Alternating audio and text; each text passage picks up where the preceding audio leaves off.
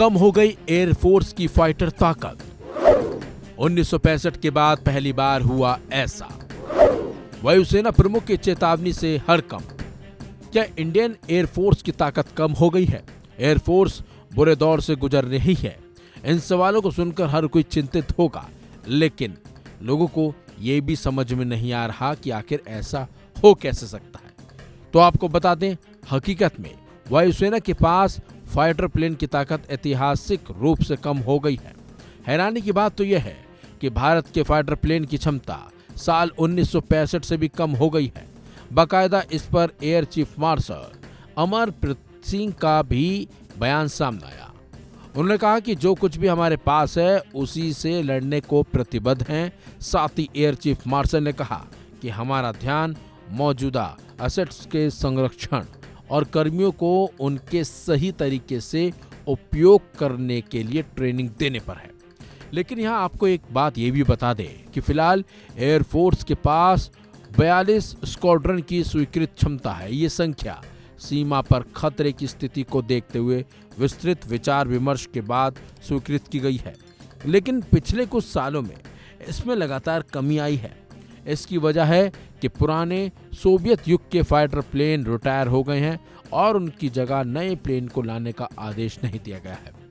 दरअसल एक press conference में वायुसेना प्रमुख ने कहा कि स्वदेशी हल्के लड़ाकू विमानों का उत्पादन जो समय से पीछे चल रहा है उसे तेज करने की जरूरत है। इसके साथ ही नए मल्टी रोल वाले फाइटर प्लेन विमानों की जरूरत कल से ही है, लेकिन अभी तक कोई निर्णय नहीं लिया गया। गौरतलब है कि वायुसेना ने 2018 में मेक इन इंडिया योजना के तहत 114 मल्टी रोल फाइटर प्लेन खरीदने की प्रक्रिया शुरू की थी, लेकिन पिछले 6 साल से कोई प्रोग्रेस नहीं दिख रही है।